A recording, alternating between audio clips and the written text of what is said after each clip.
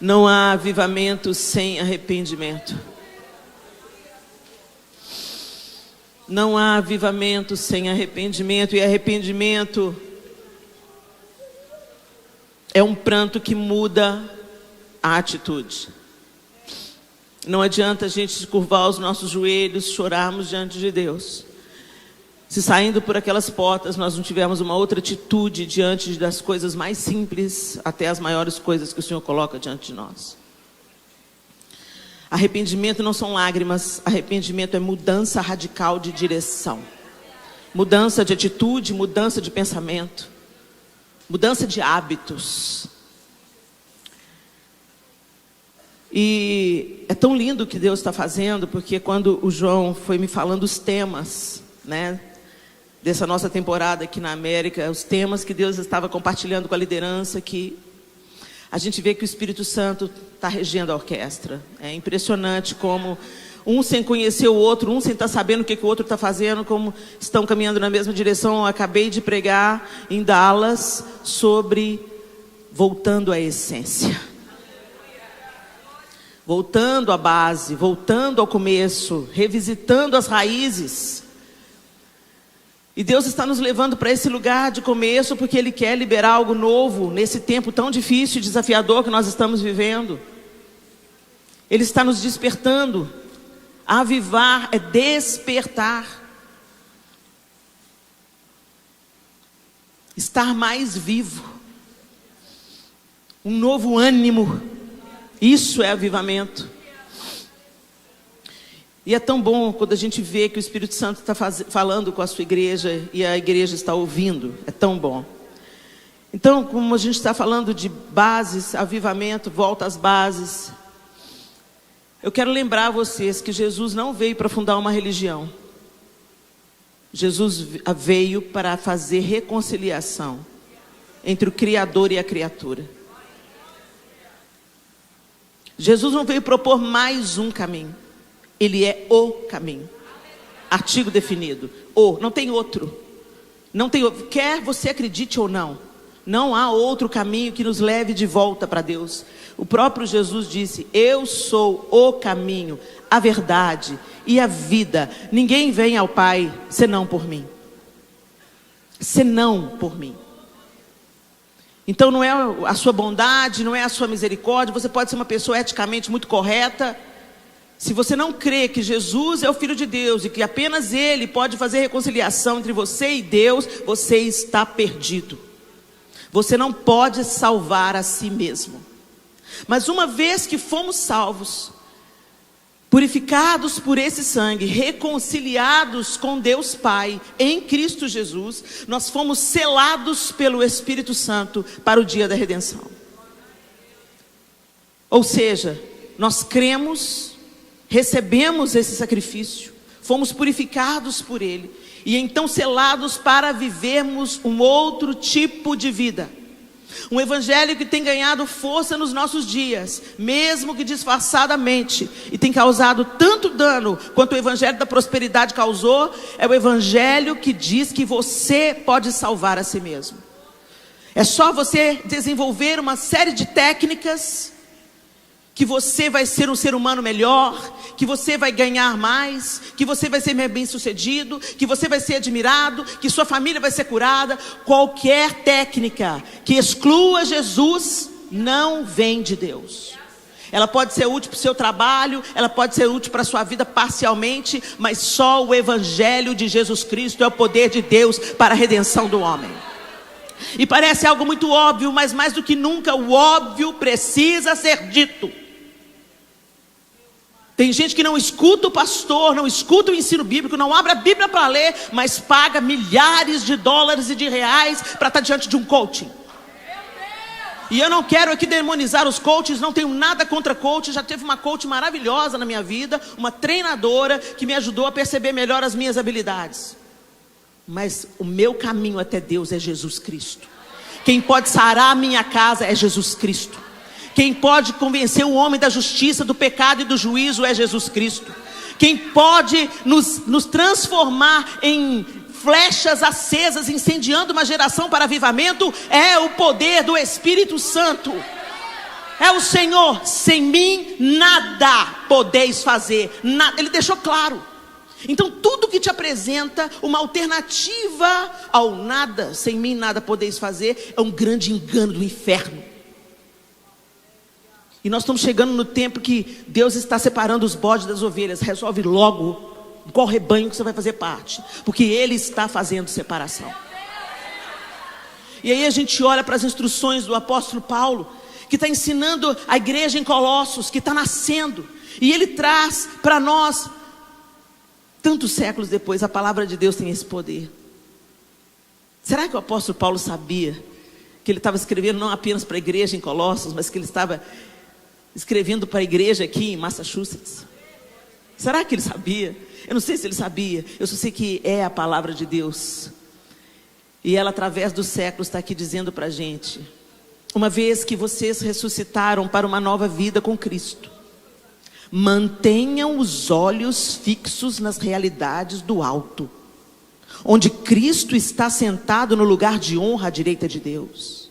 Pensem nas coisas do alto e não nas coisas da terra, pois vocês morreram para esta vida, e agora sua verdadeira vida está escondida com Cristo em Deus. E quando Cristo, que é a sua vida, for revelado ao mundo inteiro, vocês participarão de sua glória.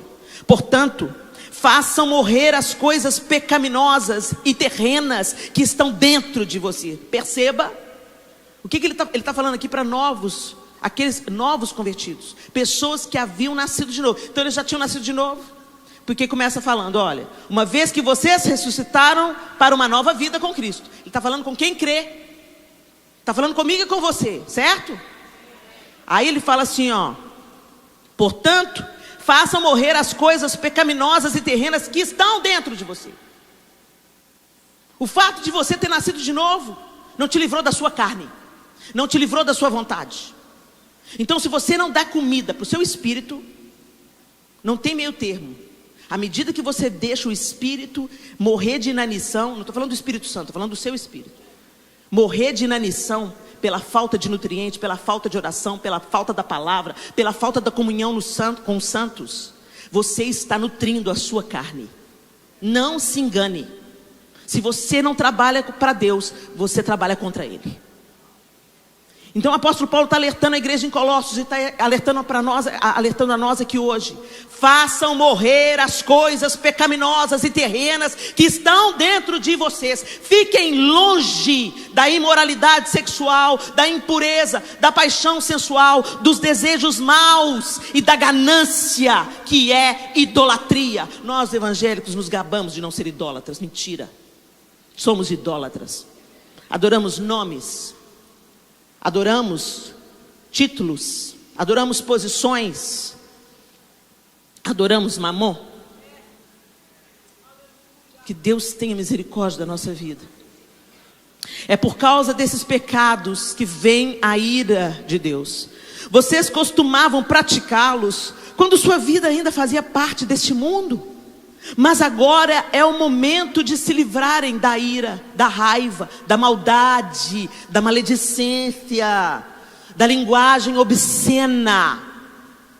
Não mintam uns aos outros, pois vocês se despiram de sua antiga natureza e de todas as suas práticas perversas. Revistam-se da nova natureza e sejam renovados à medida que aprendem a conhecer seu Criador e se tornam semelhantes a Ele. Como que nós conhecemos o Criador? Jesus nos reconciliou, abriu a porta que dava acesso a Deus, que nós não poderíamos abrir pela nossa própria condição. Te entregou a chave de casa. Você agora é filho. Pode voltar. A casa da chave está na sua mão. Pode voltar.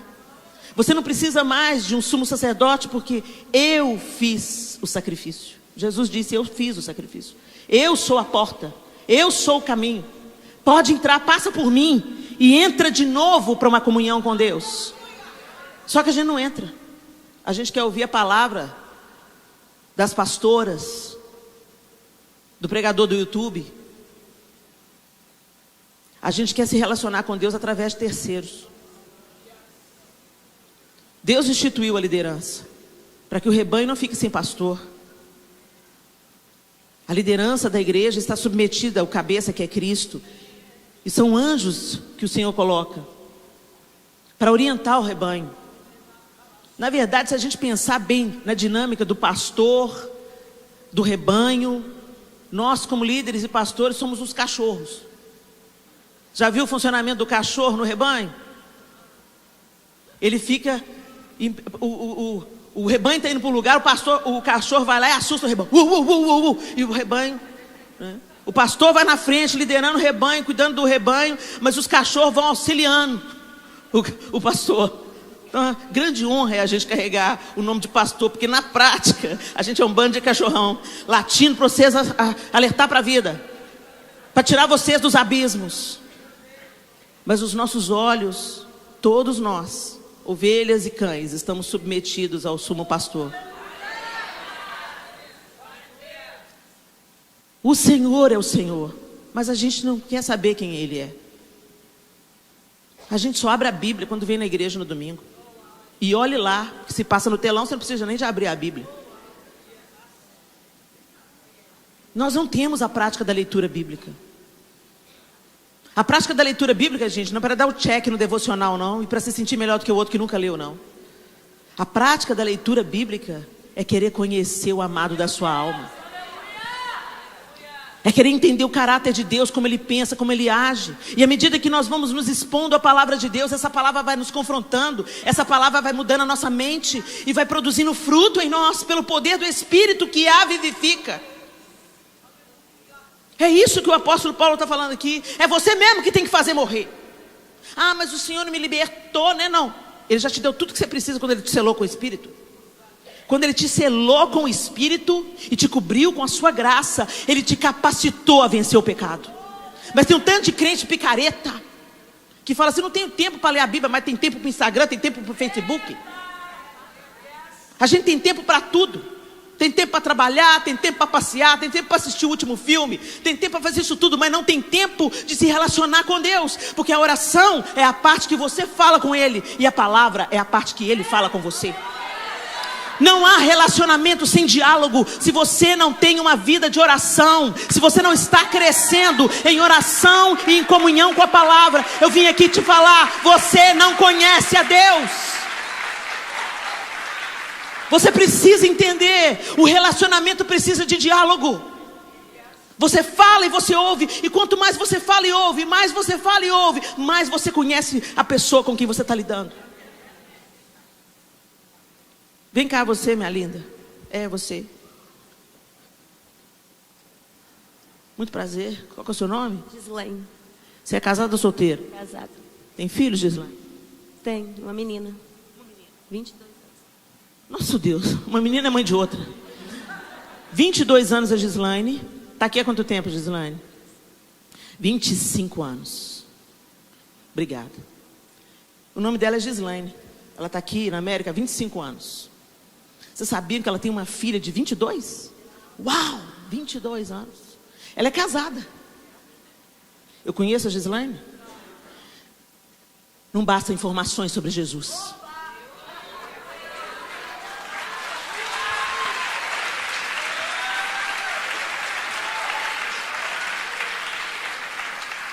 O apóstolo Paulo está falando: revistam-se da nova natureza e sejam renovados à medida que aprendem a conhecer seu Criador e se tornam semelhantes a Ele. Você não se tornará semelhante a Jesus se você não o conhecer. Se você não tiver comunhão com Ele, conversa com Ele. Eis que estou à porta e bato. Se alguém abrir, eu entrarei. Cearei com Ele e Ele comigo. Cear junto na cultura judaica fala de ter relacionamento. Por isso que Jesus era tão criticado quando Ele se assentava com pecadores. Não era só, não era uma refeição partilhada. Ele era amigo. Ele comia porque era amigo. Era essa leitura que a cultura judaica fazia de Jesus. Ele quer ser seu amigo. Ele quer ser seu confidente. Ele quer ser a porta. Ele quer que você dependa dele em tudo, porque ele te caminha para a vida. E como é que a gente está vivendo, gente? A gente está vivendo muito aquém disso. Não haverá avivamento enquanto cada crente não desenvolver esse relacionamento com Deus. E o que esse relacionamento faz? Muda a nossa vida. Muda a nossa vida. Por isso que você conhece um tanto de gente que está dentro da igreja, mas é mentiroso, mau caráter. Você conhece um tanto de gente que está dentro da igreja e dá o calote, pede dinheiro emprestado e nunca mais devolve. Você conhece um tanto de gente que está na igreja que dorme com o namorado. Você conhece um tanto de gente que está dentro da igreja que você vê isso diante dos seus olhos. Oi, fulano, você é uma bênção, graças a Deus. A pessoa vira as costas e você fala assim: você sabe o que está acontecendo com a filha dela? Isso é fofoca, maledicência.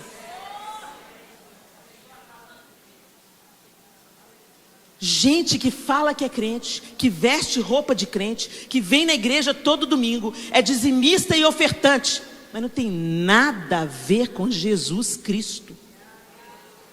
Nada a ver.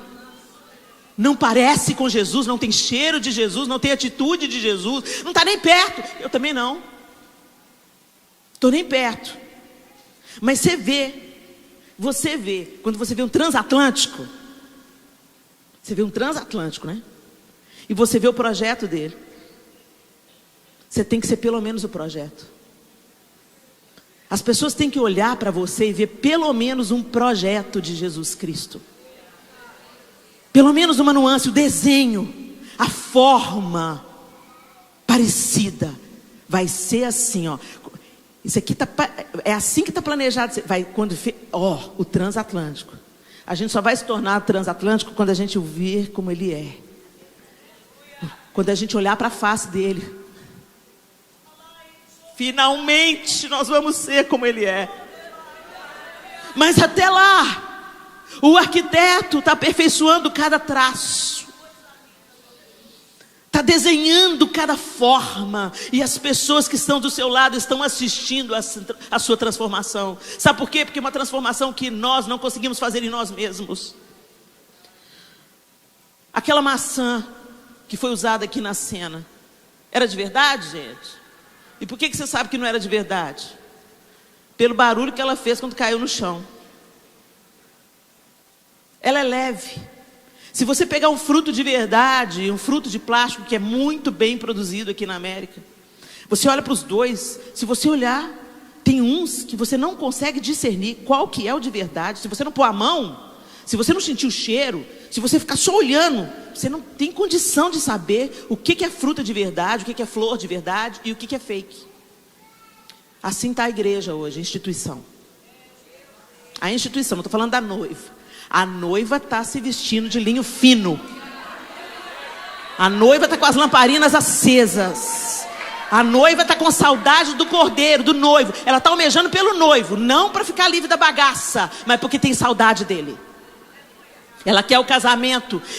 Gente, eu descobri que eu queria casar com o João o dia que eu não queria dizer tchau.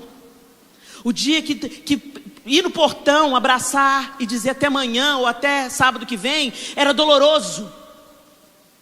Eu não queria ir para minha casa e ele para a casa dele. Eu queria ir para nossa casa. E é isso que é avivamento. Quando a noiva estiver clamando pelo noivo, por quem ele é. E não para ficar livre da bagaça que está ao nosso redor. Porque tem um tanto de crente falando: ora vem, Senhor Jesus. Mas não é nada sobre o noivo. É para escapar.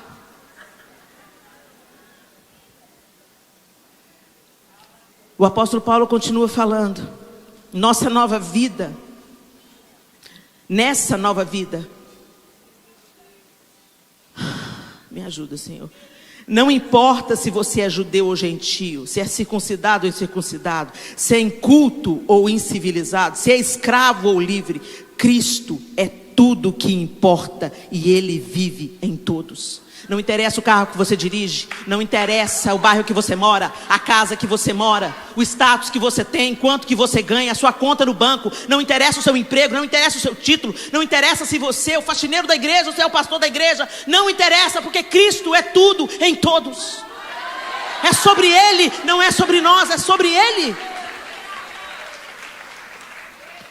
E Ele continua. Cristo é tudo que importa e Ele vive em todos. Visto que Deus os escolheu para ser seu povo santo e amado, revistam-se. O que é se revestir, gente? Se cubra de compaixão, de bondade, de humildade, de mansidão e paciência. Sejam compreensivos uns com os outros e perdoem quem os ofender. Lembrem-se de que o Senhor os perdoou, de modo que vocês também devem perdoar. Acima de tudo, revistam-se do amor que une todos nós em perfeita harmonia. Quero só abrir um parênteses: amor não é simpatia, amor não é afinidade.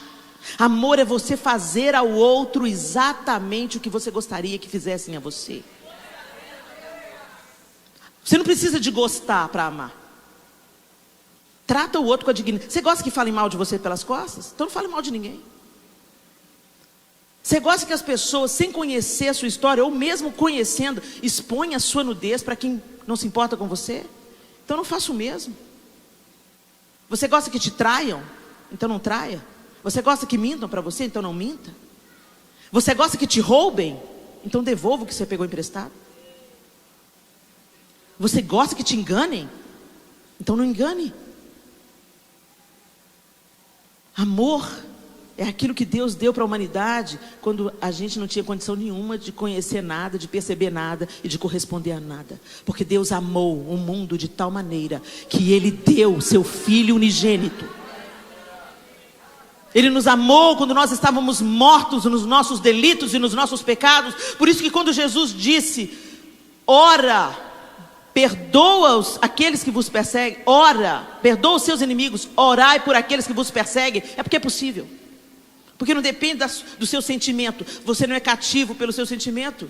Você é marcado pelo Espírito Santo, que te habilita, que te capacita a vencer a sua carne e a sua vontade. Tem tanta gente que está falando aí, a gente está tendo que lidar com o evangelho falso e o evangelho da hipergraça. Então assim, ó, Jesus já morreu, já pagou, né? Deixa eu viver a vida. Oba! É isso que a palavra diz, gente. Permitam que a paz de Cristo governe o seu coração. Pois como membros do mesmo corpo, vocês são chamados a viver em paz. Por que então quer ter essa brigaiada nas redes sociais? Para falar se a teologia de um está certa e a teologia do outro está errado. Soberba. Orgulho. Quando você não entende a multiforme graça e sabedoria de Deus e a diversidade do corpo. O meu cotovelo é completamente diferente do meu dedo mindinho, mas são parte do mesmo corpo. Quando nós nos achamos superiores, nos desviamos de Deus. Porque quando o meu dedinho sofre, todo o meu corpo sofre. Se o dedinho do meu pé for amputado, eu vou ter problema de equilíbrio. Vocês sabiam disso? Mas a gente age, né? Quando você vê os crentes se degladiando. Outro dia eu fui ler os comentários de uma pessoa e tinha um não crente falando assim: eu adoro os barracos gospel. Que tristeza. Que a mensagem a respeito de Cristo em toda a sua riqueza preencha a vida de vocês. Ensinem e aconselhem uns aos outros com toda a sabedoria. Cantem a Deus salmos, hinos e cânticos espirituais com o coração agradecido. E tudo que fizerem ou disserem, façam em nome do Senhor Jesus, dando graças a Deus o Pai por meio dele. Eu acho que está muito claro aqui nesse capítulo 3 de Colossenses como Deus quer que a gente viva a nossa vida. Algumas pessoas falam: não, porque nós não estamos no tempo da lei, nós estamos no tempo da graça. Essa carta de Paulo mostra claramente que a lei não é capaz de nos salvar, mas ela era um aio, ela é um moderador, que hoje nós chamamos de santificação. Então certamente nós não, por mais que a gente se esforce, a gente não consegue cumprir a lei, a gente não consegue obedecer sempre, a gente não consegue ficar sem pecar. Mas somos habilitados e moderados pelos preceitos da palavra de Deus, expressos aqui pelo apóstolo Paulo, de uma forma muito clara, no Novo Testamento, que nós não fomos salvos pelas obras, mas para as boas obras. Ou seja, uma vez que a graça entrou, foi compreendida, nos deu acesso a Deus, fomos perdoados, selados com o Espírito Santo para a santificação, nós agora andamos em um novo e vivo caminho, de fé em fé, de glória em glória, até ser dia perfeito. A vereda do justo é como luz da aurora. Sabe como é a luz da aurora? Ela começa pequenininha, baixinha, depois ela vai brilhando, brilhando, brilhando, brilhando, brilhando, brilhando, até ser meio-dia. O sol a pino toda a sua claridade. E é essa a vida do justo. A gente pode começar pequenininho, mas à medida que o Espírito Santo de Deus vai trabalhando em nós, nós estamos nesse crescimento de relacionamento. Nós vamos conhecendo mais o Senhor. Nós estamos lendo a Bíblia todo dia. Você larga para lá as porcariadas que não te dá crescimento nenhum. Você deixa as coisas de lado, aquele tanto de coisa na internet que você não precisa, tantas horas perdidas em acessos e posts e coisas vazias, e você dedica parte do seu tempo a conhecer o amado da sua alma. É impossível você continuar do mesmo jeito. Quando nós permanecemos na igreja do mesmo jeito, depois de anos e anos e anos, é a evidência de que a gente é joio. Tem um aspecto do trigo, mas quando o vento bate, não curva. Não curva. E quando você esfrega, é só palha. Não tem comida dentro, não tem trigo, não tem alimento, não tem pão. Caráter cristão. Os cristãos são parecidos com Cristo. Isso é avivamento.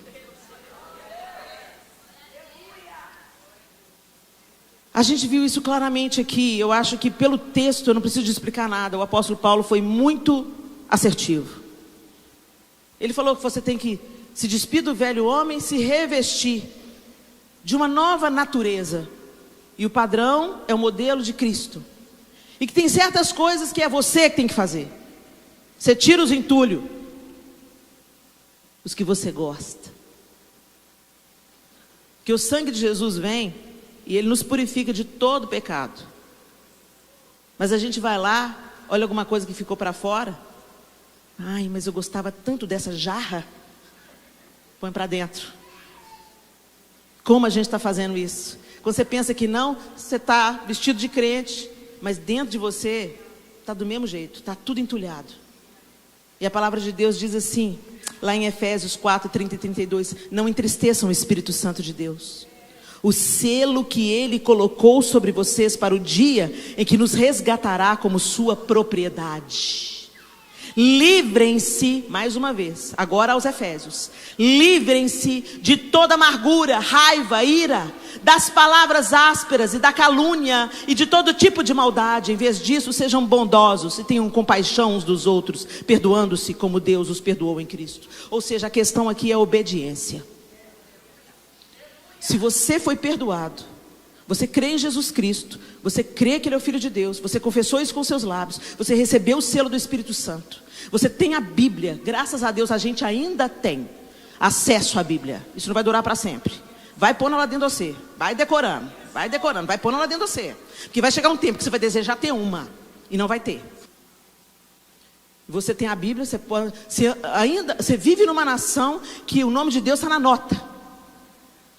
Com todos os problemas que a América já vive. Você tem liberdade de crer no Deus que você crê. E você vai ter isso protegido pela Constituição do seu país. Então aproveita.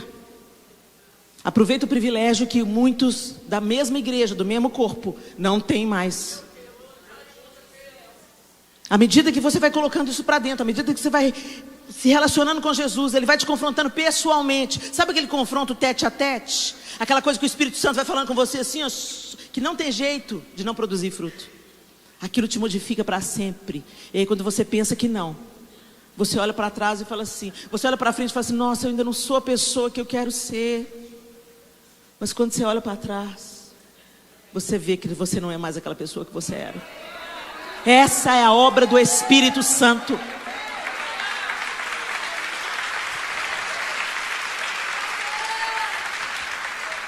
E nós entristecemos o Espírito de Deus, apagamos o Espírito de Deus, quando priorizamos outros entulhos e pegamos para o nosso coração falsos deuses, como fosse a solução da nossa vida. Se eu tiver mais dinheiro, coisa nenhuma, tem gente milionário. Steve Jobs não pôde salvar a própria vida dele.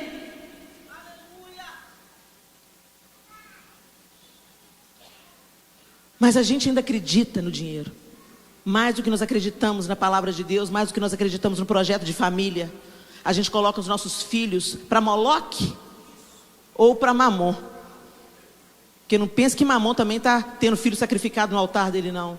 Porque quando você fica fora de casa, seus filhos crescem de qualquer jeito, sendo doutrinados nas escolas, em toda parte do mundo, a agenda é a mesma.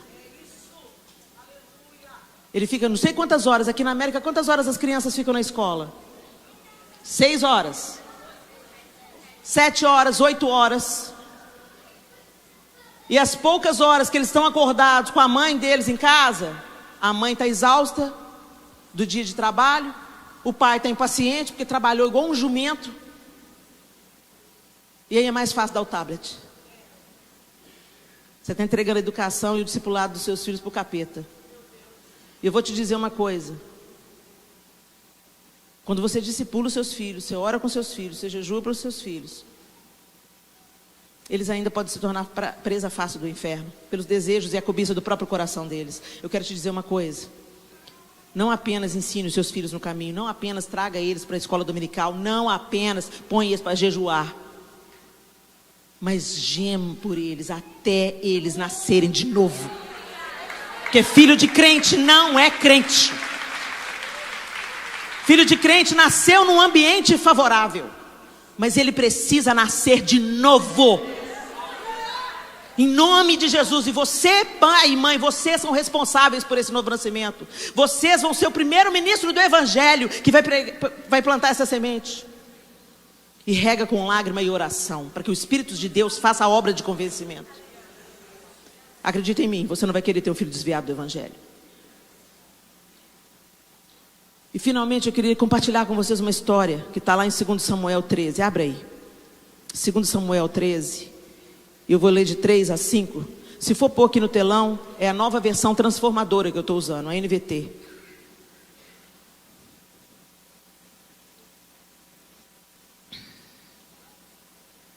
Segundo Samuel 13.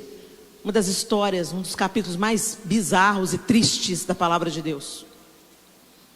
Absalão, filho de Davi, tinha uma irmã muito bonita chamada Tamar.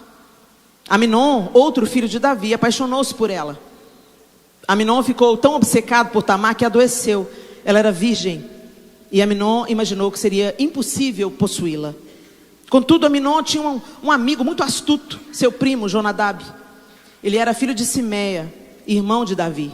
Certo dia, Jonadab disse a Aminon: qual é o problema? Por que o filho do rei parece tão abatido todos os dias? Aminon lhe respondeu: estou apaixonado por Tamar, irmã de meu irmão Absalão. Faça o seguinte, disse Jonadab: deite-se e finge que está doente. Quando seu pai o visitar, peça-lhe que deixe Tamar vir e preparar algo para você comer. Peça que ela prepare o alimento aqui mesmo, para que você a veja e ela o sirva. Então Aminon se deitou e fingiu que estava doente. Quando o rei foi vê-lo, Aminon lhe pediu: por favor, permita que minha irmã Tamar venha e prepare 2 bolos aqui mesmo, para que eu a veja e ela o sirva para mim. Davi concordou e mandou Tamar ir à casa de Aminon preparar algo para ele comer. Quando Tamar chegou à casa de Aminon, foi até o lugar onde ele estava deitado, para que ele pudesse vê-la preparar a massa. Então ela assou os bolos conforme ele tinha pedido. Contudo, quando ela colocou a bandeja diante de Aminon, ele se recusou a comer. Saiam todos daqui, disse ele a seus servos, e todos saíram. Então Aminon disse a Tamar: agora traga os bolos ao meu quarto e dê-me de comer. Tamar fez conforme ele pediu. E quando, porém, ela lhe ofereceu a comida, ele a agarrou e exigiu: venha para a cama comigo, minha irmã. Não, meu irmão, não me violente, exclamou Tamar. Isso não se faz em Israel, não faça essa loucura. Como eu poderia viver com tamanha vergonha? E você cairia em desgraça em Israel? Por favor, fale com o rei, e ele permitirá que você se case comigo. Mas Aminon não quis ouvi-la, e como era mais forte que ela, violentou-a. Você já conhece essa história bizarra? Que loucura! Que loucura! Que insensatez! A moça chegou a falar para ele: não se faz assim em Israel. Fala com o nosso pai. Porque eram filhos de mães diferentes. Podia haver um casamento entre eles se o rei permitisse. Mas eu quero te chamar a atenção para Jonadab.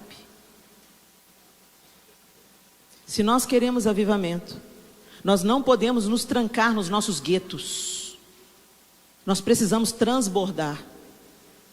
A gente vem na igreja, a gente aprende, a gente se abastece, tem algo que é liberado na adoração coletiva, na comunhão dos santos, que não é liberado lá no seu quarto individualmente. Tem algo que é poderoso quando a igreja se une como um só corpo. Por isso que tem tantas divisões entre as igrejas, porque isso, como a gente viu a encenação aqui, quem é que faz, né? Quem é que faz? Quem é que planta isso? Mas há algo diferente que é liberado quando a igreja está junto, muito mais do que quando a gente está no individual. E isso é poderoso. Mas não é para a gente se fechar no gueto gospel. É para a gente receber e transbordar. Receber e transbordar. Receber e transbordar. Transbordar fala de romper os limites. Se eu transbordar esse copo, vai sair por todos os lados. E a igreja existe para isso. O Senhor enche para a gente ir saindo por todos os lados, procurando aqueles a quem Deus ama e que estão cativos de Satanás. Mas eu quero te dizer uma coisa: de quem você tem recebido conselho? Muitos dos nossos pecados são fortalecidos de acordo com os nossos amigos íntimos. Você tem que ser o melhor amigo do perdido. Você tem que ser o cara mais leal. Se alguém te contar um segredo, você vai guardar esse segredo. Você vai ser conhecido por ser o empregado mais fiel, por ser a pessoa mais honesta, por ser a pessoa mais digna de confiança e por ser um amigo digno de ter os segredos guardados. Mas ele não pode ser seu melhor amigo, porque ele ainda não anda no conselho dos justos. E o que está acontecendo? Em nome de ficar bem com a turma, você está numa crise no casamento, aí vai pedir conselho para sua amiga divorciada. Hello?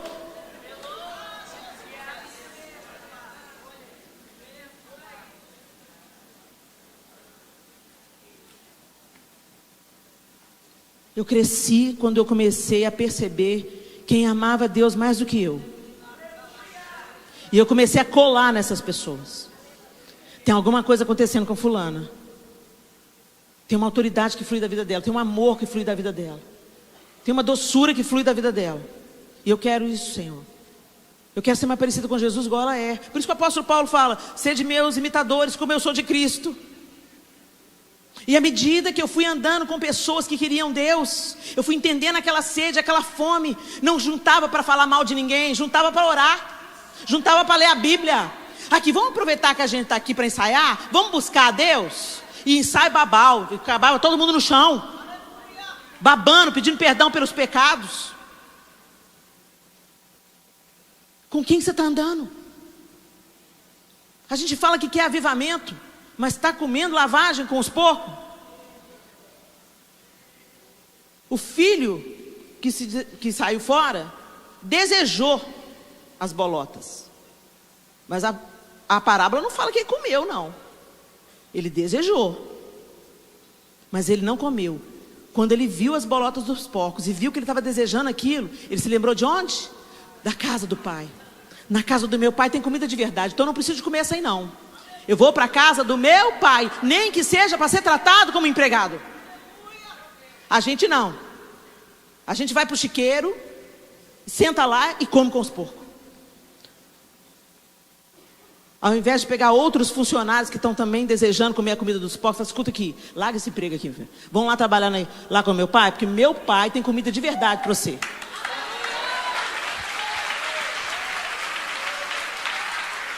Esse mesmo homem, Jonadab, toda a história, depois você lê o capítulo todo, se você nunca leu, se você não conhece essa história triste. Absalão planeja se vingar de Aminon. Só que tem um detalhe, gente, o texto fala pra gente que ele convidou todo mundo.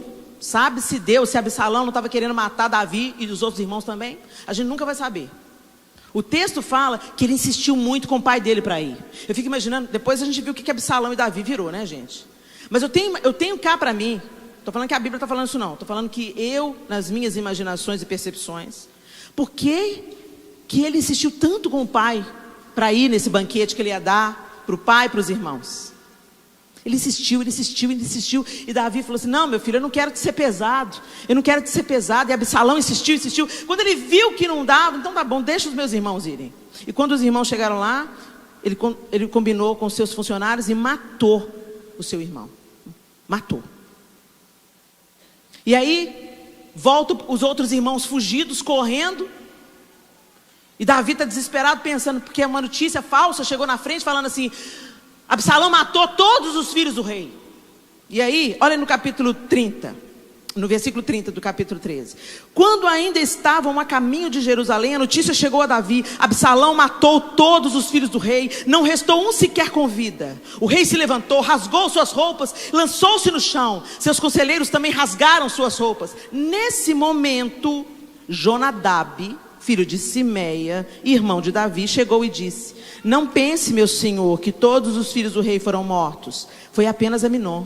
Absalão tramava isso desde que Aminon violentou sua irmã Tamar. Por que esse fofoqueiro não abriu a boca antes da tragédia? Por que esse asqueroso não falou assim, rei, vou te mandar a real, o senhor é meu tio. Seu filho Absalão está transtornado, porque o senhor não tomou nenhuma atitude contra Aminon, ele estuprou Tamar e ficou tudo por isso mesmo. Então ele está tramando matá-lo, o senhor fica esperto. Dá um jeito de resolver isso aí. Busca o Senhor, o seu Deus, e vamos apaziguar isso aí. Não, ele ficou caladinho. Ele já sabia o que estava rolando. Então eu vou te dizer uma coisa, Satanás sabe como envia um Jonadab para a sua vida. A pessoa do mau conselho, a pessoa que fala com você, que isso, ninguém está vendo, não tem nada a ver. Que isso, a gente tem que viver, aproveitar a vida. Nossa, a vida tem que ser leve, sabe? A igreja é tão pesada. Vai nos papos do Jonadab para você ver. Se nós queremos viver um avivamento, nós temos que nos unir com aqueles que creem nas mesmas coisas que você crê. Aqueles que acreditam na mesma coisa que você acredita. Tem um tanto de gente que depois da pandemia não voltou para a igreja não, porque a igreja tem um tanto de hipócrita.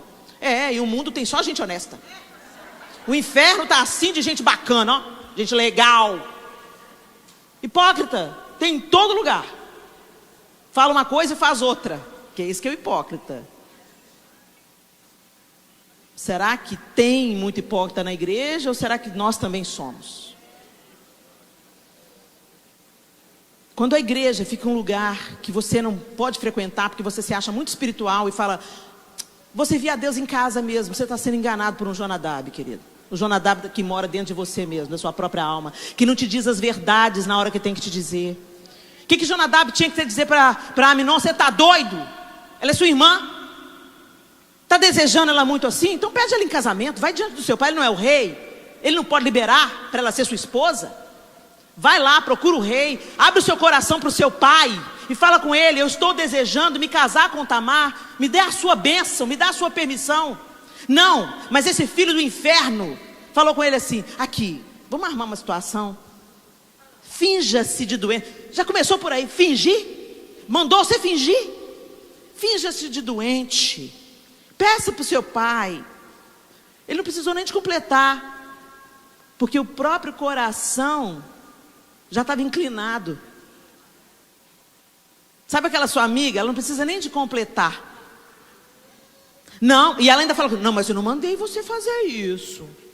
Você fez porque quis. Eu fico imaginando o Jonadab. Você tá doido, Aminon? Eu falei só para você trazer a sua irmã aqui para ela fazer um bolo para você. Você que quis violentá-la. É bem a cara do diabo. Agora, a Bíblia fala que nós somos tentados segundo a cobiça do nosso coração. Então, gente, você já notou que duas pessoas que têm a mesma tendência colam uma a outra? Vocês já notaram? Parece que tem um imã assim. Um fofoqueiro chama outro fofoqueiro. O cara que gosta de surrupiar chama o outro enganador. É incrível. Parece um imã do inferno, assim, junta. E eu quero te dizer uma coisa. Se você não identificar que aquela pessoa que você está caminhando junto está te distanciando de Deus, e não tiver coragem para romper com isso, o avivamento vai rolar. Porque Deus vai fazer o que Ele tem que fazer. Mas você vai ficar de fora. Você vai com os bodes. Você vai com aqueles que falam: Senhor, Senhor, em teu nome eu profetizei. Em teu nome eu expeli demônios, curei enfermos. Fica longe de mim, não te conheço. Eu não te conheço. Gente, essa palavra é para crente e crente pentecostal. É, porque os reformados não acreditam em... Não é bem assim, demônio. Dependendo da linha, não acredita na continuidade dos dons. Não, os dons foram uma coisa só para Pentecostes. Tem uma linha de irmãos, são primos não, são irmãos que pensam assim. Agora Jesus fala que aqueles que vão chegar perto dele e falar: eu expeli demônio em teu nome. Ele não falou que tentou expelir, não, falou que expeliu. Curei enfermo, profetizei. É para nós. Hashtag fica a dica. E vão ouvir: fica longe de mim, eu não te conheço. Conhecimento não é só saber o nome. Conhecimento não é só saber informações sobre. Jó falou: antes eu te conhecia de te ouvir falar, mas agora os meus olhos te veem. Eu sei quem o Senhor é. Eu sei que o meu Redentor vive. O avivamento virá. E eu não quero ficar de fora. Às vezes a gente olha as notícias. Eu me lembro quando houve o resultado das eleições no Brasil. E eu postei assim no meu Instagram: no trono não há alternância de poder. Segue o plano. Qual é o plano? Qual é o plano? Qual é o plano? O plano é que Jesus vai ajustar todas as coisas.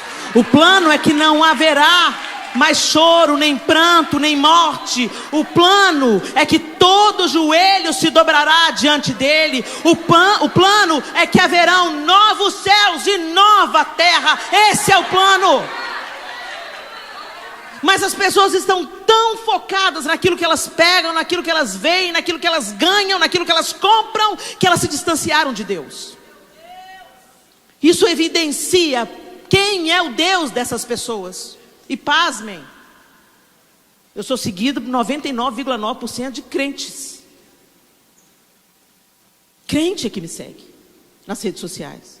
Um ou outro incrédulo. Cristãos de todas as denominações, inclusive cristãos católicos. Que Deus é esse que a gente confia? Que Deus é esse que a gente conhece? Você pode entrar com uma bicicleta dentro de uma garagem a vida inteira, ela não vai virar um carro. Você pode entrar na igreja a sua vida inteira, isso não faz de você um cristão. E nós precisamos deixar Deus ajustar o nosso caráter. Nós precisamos deixar que esse selo que nos separou para o dia da redenção, que esse Espírito com o qual nós fomos selados, que Ele nos anime, que Ele nos desperte, que Ele nos nutra, que os nutrientes da vida venham dele, até que o fruto dele se manifeste em amor, alegria, paz, longanimidade, bondade, domínio próprio. são mais do que virtudes do caráter. Fruto do Espírito. Agora perceba, tem coisas que cabem a nós. Nós não podemos santificar a nós mesmos, mas nós podemos nos revestir da nova natureza, deixar o ambiente propício para que o Espírito Santo de Deus trabalhe no nosso caráter. Pela simples presença do Espírito Santo, nós já sabemos discernir entre o que é bom e o que é mal. E às vezes a gente sabe que é mal, mas a gente continua. A gente sabe que a conversa não está edificando, mas a gente continua.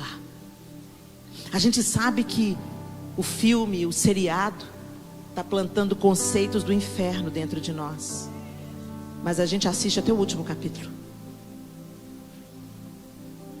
A gente come da mesa de Satanás. E minhas irmãs, a gente tem que se assentar da mesa onde Jonadab está sentado. Se levante dessa mesa. Termine esse namoro. Peça perdão para os seus pais. Tem coisas que você sabe que você precisa fazer. Você vai continuar amando Jonadab, orando por ele, mas você não vai mais buscar nele conselho, que ele não tem nada para te dar. Por enquanto não. Nós temos que saber como nos relacionar em todos os meios que a gente anda. Jesus entrava em todo lugar, mas onde ele entrava, ele transformado. Ele não era modificado. Judas veio trair Jesus com um beijo. E Jesus fala: aqui vens, amigo. Jesus não estava sendo irônico. Ele estava dizendo claramente: o que você está fazendo não muda quem eu sou. A água que afunda o barco é a água que entra, não é a água ao redor. Você pode estar em qualquer lugar, mas dirigido pelo Espírito Santo de Deus, buscando o conselho daqueles que caminham maduros na fé, que você já enxerga a vida de Cristo nele, que você já vê os frutos nele, você conhece os bastidores, você sabe aquela pessoa que fala: ô, gente, vamos mudar o rumo dessa prosa? Essa aí que serve para ser seu amigo, ó. Aquele que fala assim: ô, minha irmã, essa sua atitude não está glorificando a Deus. Sabe? As irmãs que têm a coragem de dizer a verdade. Sabe as irmãs que falam assim: minha irmã, vem aqui no cantinho comigo, deixa eu te falar uma coisa. Deus é justo, mas essa calça... Esse é seu amigo. Esse é seu amigo. O que gentilmente, amorosamente te fala a verdade. Mesmo que doa na hora, mesmo que machuque na hora, tenha certeza. Esse é seu amigo. O que te vê indo para o abismo e te alerta. Esse é seu amigo. Se nós queremos ter o nosso caráter transformado, gente, não começa no fogo, não. Começa no fogo. Para pôr fogo numa floresta, basta uma bituca de cigarro. Para quebrar a escuridão densa, basta alguém acender a luz, o pau de fósforo. Quebrou a escuridão. Começa dentro da sua casa. Começa no seu devocional. Começa mudando as coisas que você sabe que precisa mudar. Remover as coisas que você sabe que precisa remover. Traz esse computador para a sala onde todo mundo passa toda hora. Põe todos os bloqueios que você pode colocar nele, contra avisos pornográficos. Busca a ajuda do terapeuta, busca a ajuda do pastor, busca a ajuda de um homem maduro na fé. Se você é homem, uma mulher madura na fé, se você é mulher. Nós não caminhamos sozinhos. Por isso que Deus estabeleceu a igreja. Juntos a gente pode ir até mais devagar, mas a gente vai mais longe. Que em nome de Jesus, o Espírito de Deus no qual nós fomos selados. Que ele não seja apenas um selo, que ele seja uma fonte de água a jorrar para a vida eterna. Que ele te movimente, que ele sacie pessoas através da sua vida. Que em nome de Jesus, porque às vezes eu falei com você aqui, você pensou em um tanto de gente que pode ser o Jonadab da sua vida. Mas põe um espelho diante de você. Às vezes você é o Jonadab. Deixa Deus mudar isso, minha irmã. Feche os seus olhos. Deus, nós te bendizemos nessa noite. O Senhor tem nos ensinado tanto durante todo esse dia. E Senhor, nós não queremos desprezar as tuas pérolas. Nós não queremos pisar as pérolas que o Senhor tem liberado sobre nós nesses dias. Nós queremos recolher uma a uma e fazer dela um colar, um adorno para o nosso pescoço. Espírito de Deus, nos perdoe pelas vezes que nós entristecemos o Senhor, apagamos a tua obra, arrogantes, cobiçosos, estamos dirigindo as nossas vidas. Nos perdoe, Espírito Santo, e nos aviva, nos vivifica, nos modifica. Joga luz naquele quarto escuro do nosso coração, Senhor, aquele que a gente não quer abrir porque é desconfortável. Joga a tua luz e faz a tua faxina. Coloca em ordem o que o Senhor precisa colocar em ordem. Põe para fora os entulhos que precisam ser lançados fora. E ó Deus, em nome de Jesus, que a tua obra em nós seja uma pequena chama acesa, até que muitas chamas acesas, pequenas chamas, coloquem em chamas o país. Aviva-nos, Senhor. Nós precisamos de um avivamento, e que esse avivamento comece no nosso coração e no nosso caráter, em nome de Jesus. Amém e amém. Deus abençoe você.